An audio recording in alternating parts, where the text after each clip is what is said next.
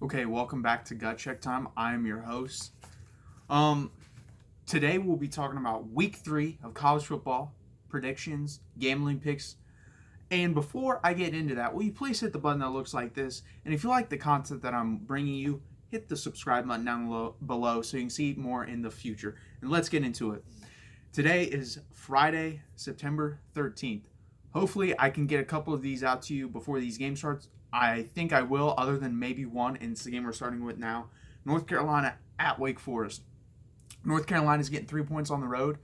Um, and the over-under here is 65. I'm taking UNC to win this game outright. I think they're going to start out 3-0 under Mac Brown. I think he has them playing good football. I think they're excited about where they're going finally under this program because they weren't last year under Larry Fedora. They've already matched their win total from last year, which was 2. They already have 2 wins this year. I think they win this game 31-26. You're getting 3 points. They win it outright, so that's plenty. And I think it's under 65 because that only puts you at 57 points at 31-26. 65 seems like a lot to me. And neither of these offenses are very explosive, so I don't understand the over-under there. So I'm taking the under at 65, and I'm taking North Carolina in the 3 points. Next up, we have Washington State at Houston, but it's a neutral site game at NRG Stadium in Houston, Texas, home of the Houston Texans.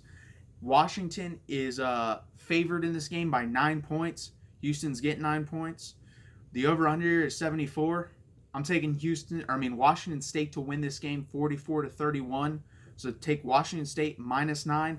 Take the over here at 75, even though the over here is placed perfectly at 74, but I think it barely goes over at 75. So I'm taking Washington State -9. I'm taking the over at 75 points because the over under is 74. So I'm taking the over. TCU at Purdue.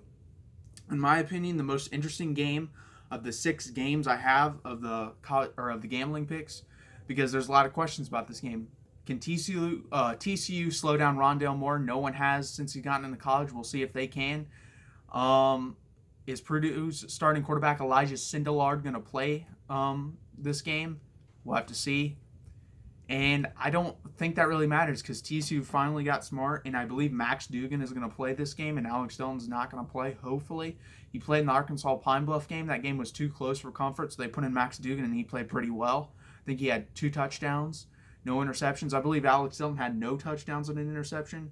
So it was a smart decision. Like I said in the preview and predictions preseason-wise, I thought if they went with Alex Delton, yeah, it's a safe pick. He's probably going to rarely turn the ball over, but he's not going to get any big plays down the field.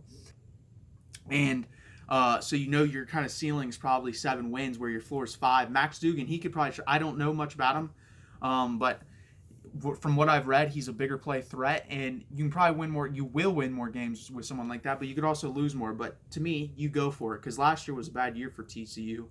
I mean, you don't want another one. You would like something with a higher ceiling. So I think that's why you got to go with Max Duggan here. Hopefully, he does start. I'm taking TCU to win this game on the road, 27-20. I just believe in their defense. I think that's going to be what steadies the ship for them this year, as it always has been.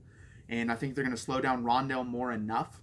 So I have them winning this game 27-20. So I'm taking TCU minus the 2 points. And the over-under here is 53. I'm taking the under here because I think it's going to be 27-20. That only equals 47 points. So the under of 53. Oklahoma at UCLA. Before the season, I thought this was going to be a pretty fun game. I thought it was going to be a shootout. It's not. It's no longer going to be that. UCLA is going to get killed. They had to give away tickets to their fans this week. Of how bad they were last week, they lost San Diego State. They gave away 4 tickets per season ticket holder and said, here, come to the Oklahoma game. And guess what? That stadium still probably won't be half full. I'm taking Oklahoma in this game 52-14. So I'm taking them 23.5 points from Oklahoma. I'm laying them. I don't care. I think they're still going to cover that.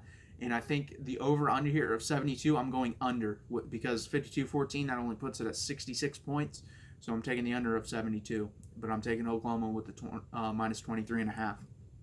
Hawaii at Washington. Bad week for Washington last week. I think a lot of it did have to do with that lightning delay. You come out on the field for a little bit, then there's a lightning delay for, I think, 2.5, 3 hours. The game doesn't even end until 3 o'clock Eastern time on the East Coast.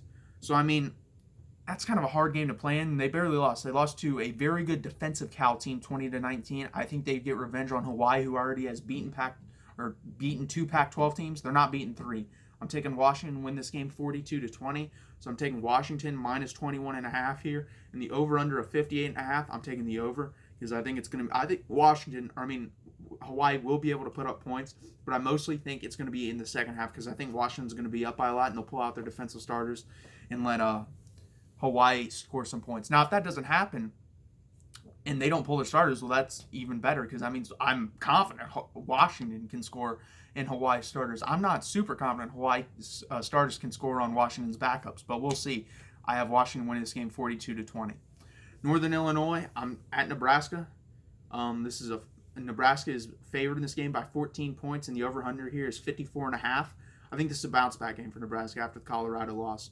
I'm taking Nebraska, and I'm taking the 14 points. I think Nebraska's going to win this game 37-20, so just over that. So Nebraska minus 14. I'm taking the over of 54.5 because I think it's going to be 37-20. I think Northern Illinois will be able to put up points. They put up points on a better defense in Utah last week, so I definitely think they'll be able to score versus Nebraska this week. Hopefully this week can be better. I went 3-8-1 last week with the gambling picks. Not very good. But I did go well on the next picks we're going to make, which is a straight-up picks. I'm going to run down the list, give you winners. And it's pretty easy to do when you're picking top 25 games, especially on a week like this where there aren't many ranked teams going up against each other. They're going up against nobodies and very bad football teams overall this week. Okay, we'll start out with the Big Ten division showdown. OSU, Ohio State at Indiana. I'm taking Ohio State. Pitt at Penn State. This will be the last time they'll play this rivalry for a while. They don't have it on the schedule, and I think Penn State wins this game. Maryland at Temple. I'm taking Maryland. I think from what I've seen, I don't have a reason not to take Maryland in this game, and I thought they'd be a 7-5 ball club before the season. Well, they're looking even better than that, so I'm taking Maryland. New Mexico at Notre Dame. Notre Dame will beat them by 4 touchdowns. Bama at South Carolina. South Carolina doesn't have Alshon Jeffrey. South Carolina doesn't have Marcus Lattimore. South Carolina doesn't have the quarterback. I believe his name was Steven Garcia the last time they beat Bama, which was 10 years ago. Not that I know of, but I don't think any of those guys are coming back to South Carolina this weekend to play. So I'm taking Bama in this game by 3 touchdowns. Stanford at UCF. I'm taking UCF, even though I think this game's going to be closer than most people think. USC at BYU. USC's proved me right. I thought they'd be an 8-4 team. They're looking about that right now. But I had them beating BYU in the preseason, I believe. I'm going to take BYU, though. I think BYU has enough on defense to stop Slovis, the new quarterback for USC. And I don't know about USC's defense yet. We're going to have to see this week. They could beat BYU, but I'm taking BYU in a little bit of an upset. Michigan State versus Arizona State.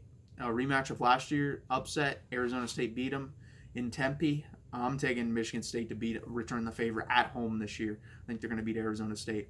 Iowa State. As a Big 12 guy, I got to root for the Big 12 team, especially in a non-conference showdown like this. I'm taking Iowa State. I think they're just going to step up from week 1. I don't think they were as bad as people think they are after week 1. And I don't think Iowa is a great football team. I think I have them at 8-4, and I'm pretty confident in that still. But I had Iowa State at 10-2. This will tell me if I was wrong about Iowa State, but I'm taking them. I'm taking Iowa State in this game. Idaho State at Utah. Kent State at Auburn. Lamar at Texas A&M. Clemson at Syracuse. The game that was built up with all the hype. Everything that I want to hear. Oh, Tommy DeVito's amazing. Really? Was he amazing last week when he put up 28 points or 20 points? It was either one of the two. I think he put up 20 points against a Maryland team that I think is good on defense. I don't think they're great. You should put up more than 20 points on them. He's not been impressive to me. I watched half of that game, and he wasn't good. I'm taking Clemson to beat them by 3+ touchdowns in their own stadium. Northwestern State at LSU. Ed Orgeron coaching against his alma mater. I'm taking LSU. My Texas Longhorns get the W versus Rice pretty easily. And then Portland State at Boise State. I'm taking Boise State to win on that Smurf field they have in Idaho. And then I'm taking Oregon at home versus Montana in a pretty big blowout there for Oregon.